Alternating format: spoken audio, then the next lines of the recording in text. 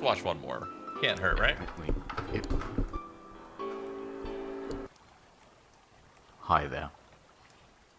You're probably wondering how I got this tan. Well, let me tell you the story.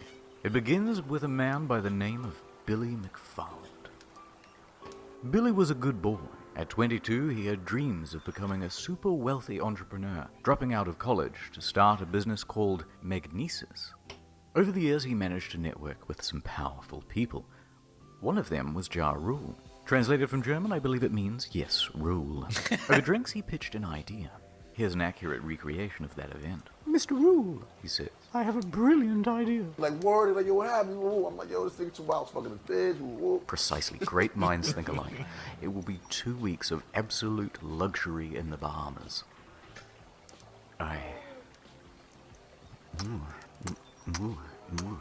Mr. Rule.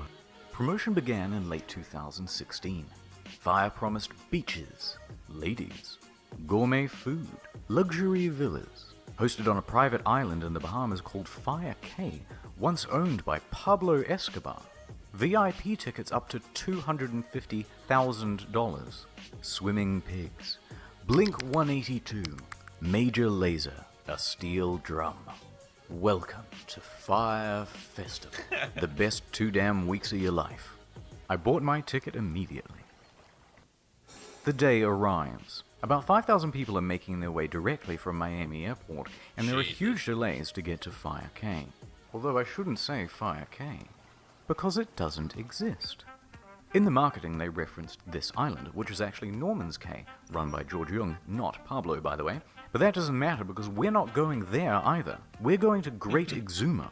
Private island? Forget that. Population? 7,000. In fact, we're basically in the parking lot of a sandals resort. In the end, only about 500 of us make it to the island.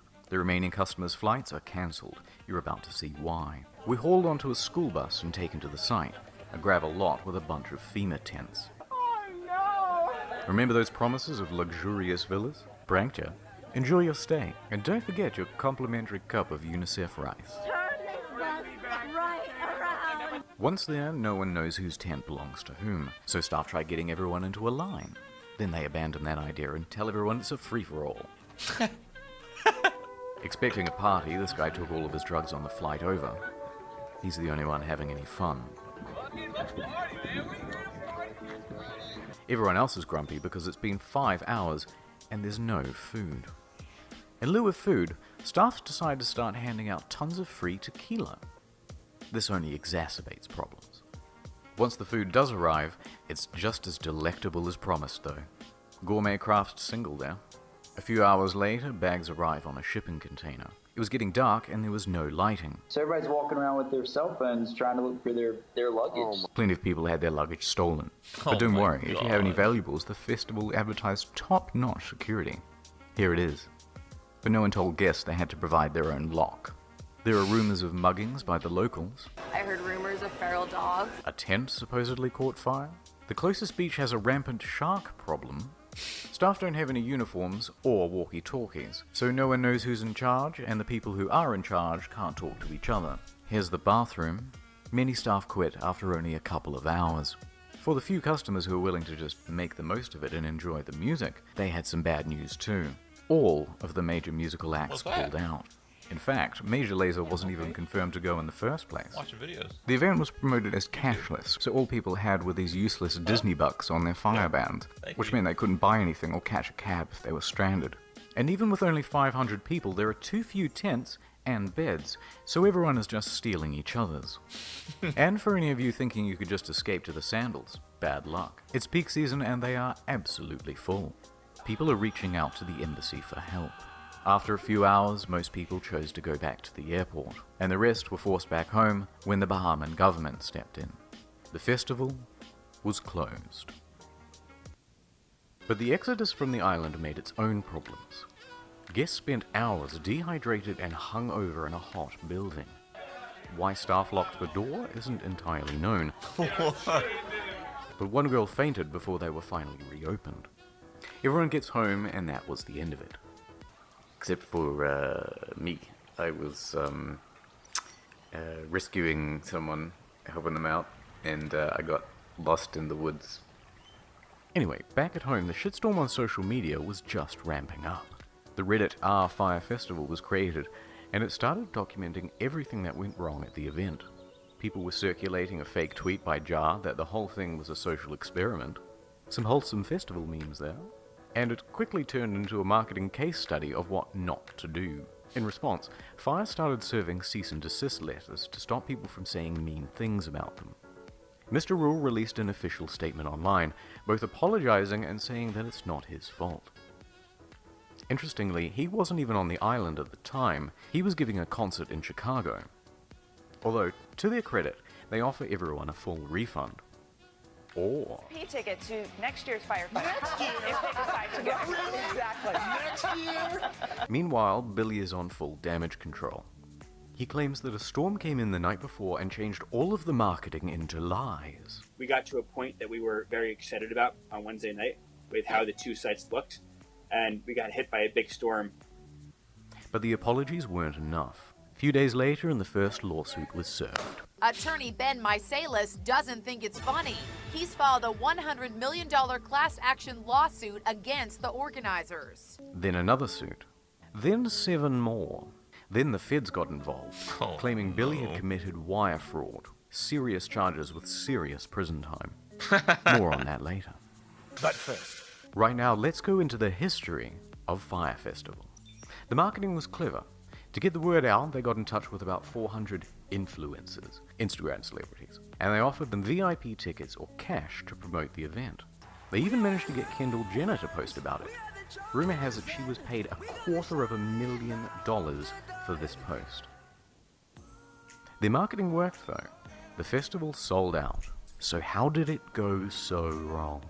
Let's start with the money. During the planning process, a consultant came in and said the festival would cost $50 million and require another year of organization. They should have planned this 2 whole years out.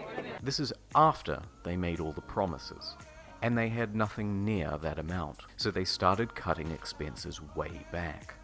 Remember those luxury villas? They were going to cost $10 million alone, so they scrapped them. Now everyone gets a tent. Deposits for the bands? Nope. Food, infrastructure, staff, all were cut back. But, you may ask, how did they have so little cash if they sold out?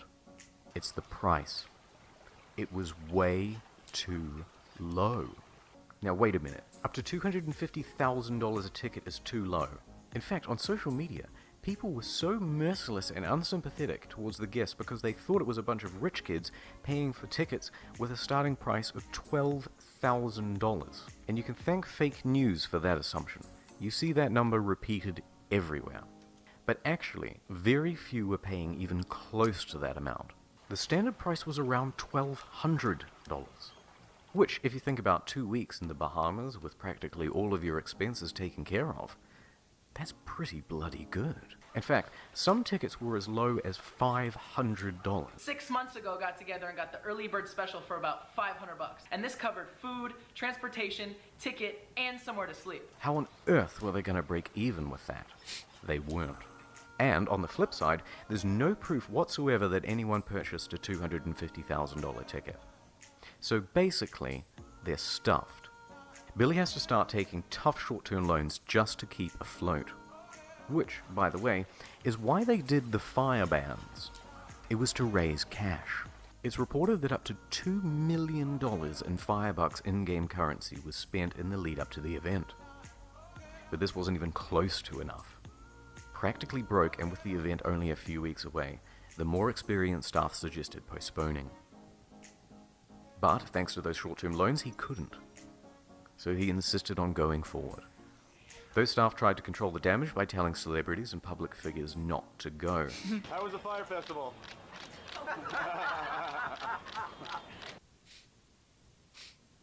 So, Billy and Jar are in some serious trouble. But, let's please have one failed festival that has a sequel.